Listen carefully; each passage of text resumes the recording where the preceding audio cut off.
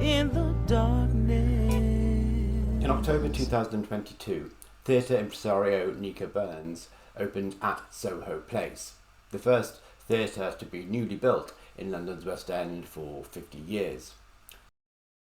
Her plan was to bring a different dimension to Theatreland. As the venue reaches its first birthday, it is home to new musical The Little Big Things, which has just had its run extended to March 2024.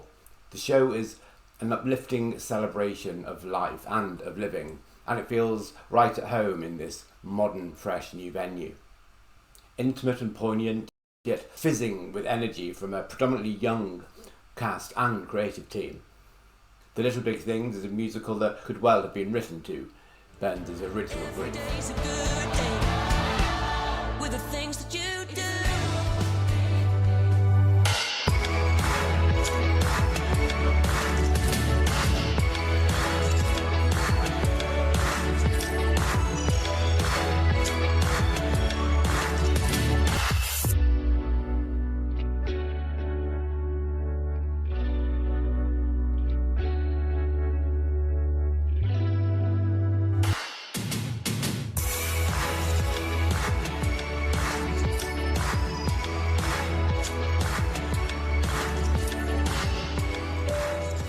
It's the little big things that stay on my mind. It's the little big things you leave behind. And when all is said and when all is done, change the rules of the falling sun. It's the little things that mean the big things too. Based on the memoir by Henry Fraser, the story centres around a tragic event.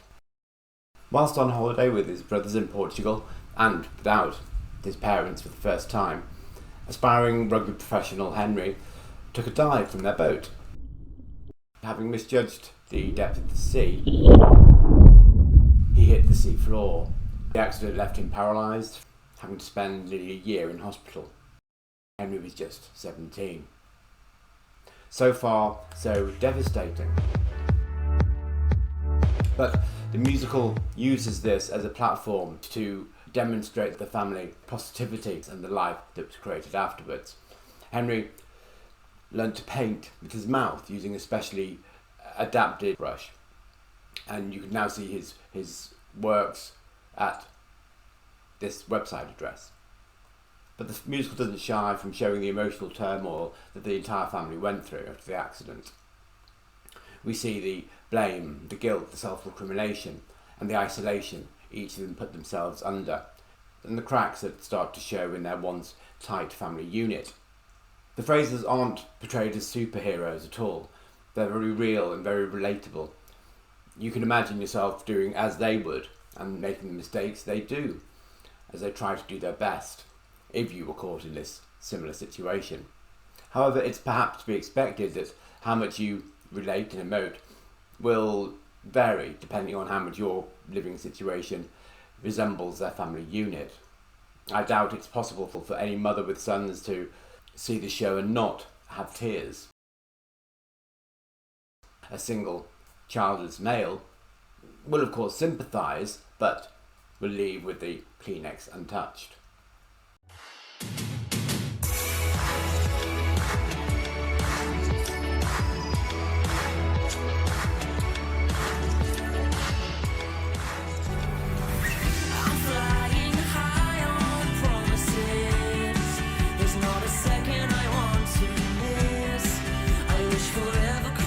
The show decides to follow two Henrys.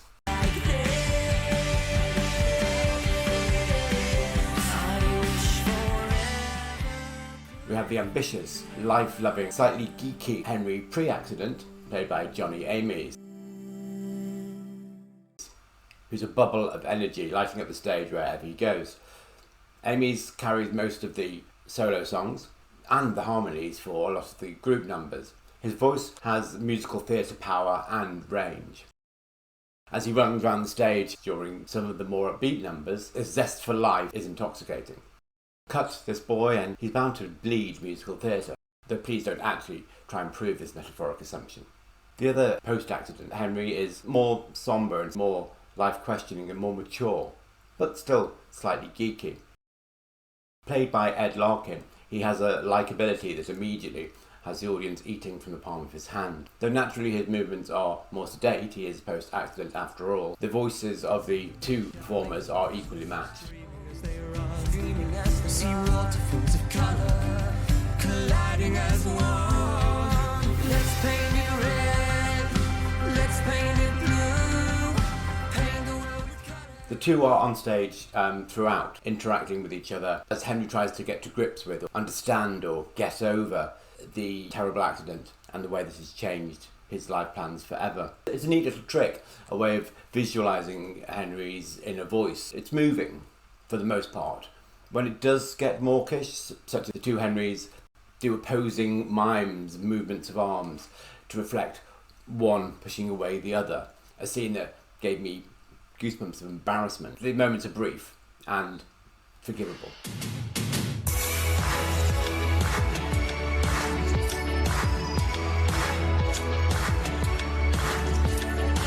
I'm counting 1 to 17. I'm grasping onto each memory. I'm counting 1 to 17. These pictures light up my mind. It's like I'm living each moment. The surrounding characters are a bit of a mixed bunch. Again and again and again. The emotional bonds of the family are assumed rather than demonstrated. Henry's relationship with his three brothers, played by James Chatterton, Steve September and Jordan Benjamin, seems to be based on a foundation of backslapping and scrum formations. The devastation that hits his parents, Mum Fran, Lindsay Haley, and Dad Andrew, Alistair Harvey, sees them being drawn closer together, pushes them apart, and then brings them back together again. But there are no reasons or demonstrations of events that make these turns in their relationship happen. It's just an assumed narrative arc. We expect it, so we accept it. Performances are generally fine, but the characters themselves are the problem. They're thinly written outlines, sketches if you like, hasn't yet been coloured in. For example, Physio, Agnes, the positive representation of disability. Amy Trigg clearly has a great time as she has all the best comedy lines, but the character itself is a bit samey, with everything needing to be delivered with little more than a wry eyebrow. After a while it just gets a bit repetitive and one note. No offence to Trigg, who does her best with what she's given. Agnes is given a boyfriend, Marco, played by the unfortunate Tom Oliver. When Marco appears, or even when his name is mentioned, it is greeted by the whole cast repeating, "Marco! Marco!" His role, for what I could tell, seems to be a punchline for innuendo. There's one scene at a fancy dress party where the theme is Monopoly. Marco is dressed in a black suit adorned with white phalluses and asks what he has come as. He says, "Piccadilly Circus." At one point I thought maybe I just dreamed Marco. There seems no other rational explanation for who he is or why he's there. But unfortunately, I didn't. There are more examples, but these just show what I mean by the characters feeling very first draft, or even first draft ideas that should have been thrown away but were accidentally kept. It's like going to a dinner party and being served a half-cooked meal. It's not palatable unless we add our own seasonings and sauces. They only work because the audience have to fill in the gaps or just ignore the glaring holes in front of us.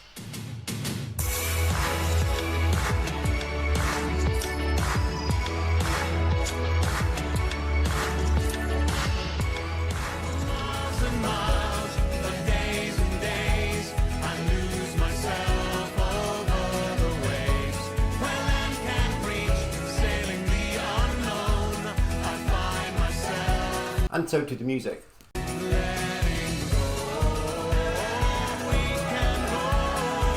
This is, after all, a new musical. The songs are perfectly palatable, pleasant pop. They're rather generic, like a sort of boy band light. Here comes your Maple girl. We dreamed of being free. There's nothing here that will create earworms that you'll be humming along to on your way home, apart from perhaps the title song, which is used to close the show and to which we are encouraged to clap along, so it sticks in our heads. This isn't necessarily a bad thing. It follows the current trend for enjoyable but forgettable and disposable tracks, popularised and normalised by the TikTok generation. The role of the song also varies. At times it is narrative. People speak and then merge into singing as the orchestra swells. Usually the person they're talking to appears deaf to the music and responds with speech. It's your father's fault that the curse got placed and the place got cursed in the first place. Well, then it's his fault. So, it was his fault. No. Yes, it is. It's his. I guess. Wait a minute. Other songs act as comment, where the action stops, the music starts, and the song shows emotion experienced. Why, everything's as if we never said goodbye. There are also some songs that sit outside of the action and make comment on wider society. For example, the song Work of Heart, which is sung by the surgeon Dr. Graham and performed by Melinda Paris. It's a great performance that is resonant of Queen Latifah's I Know Where I've Been in Hairspray.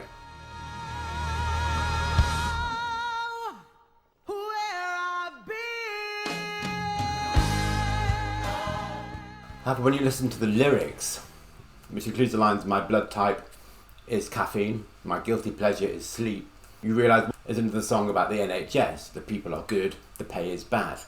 It's sang well and it gets an applause, we all agree with the sentiment, but it says nothing relevant to the show here. It's like they wanted to jam in a comment no matter what. So it's a mixed bag of music numbers that would be helped if they had a consistent approach and a consistent reason for being there. As it is, it's just some nice, pleasant numbers that's easy background listening if they're on the radio, nothing more.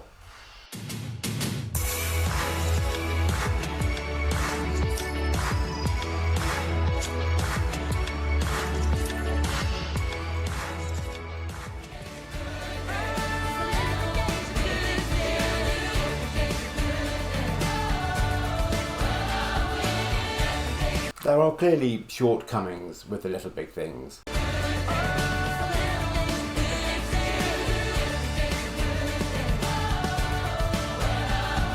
But I would say that shortcomings can be easily overcome. These things won't take away from the importance I think the Little Big Thing has as a new show. A show whose whole is much more important than the sum of its parts. It is worthy without being preachy. It is enlightening, but also, luckily, entertaining. When you leave the show, you will find your blood running a little bit faster, your smile reaching a little bit wider. If theatre is something you must see, this is must-see theatre. Niggles are to be expected from what is a young, new, creative team. This is the first score to be written by Nick Butcher, Tom Ling, and Joe White. And that's no small achievement. If the team were to regroup, refresh and revise some bits, it would take what is an undoubtedly good show and make it into an undeniably great show. Little things that mean the big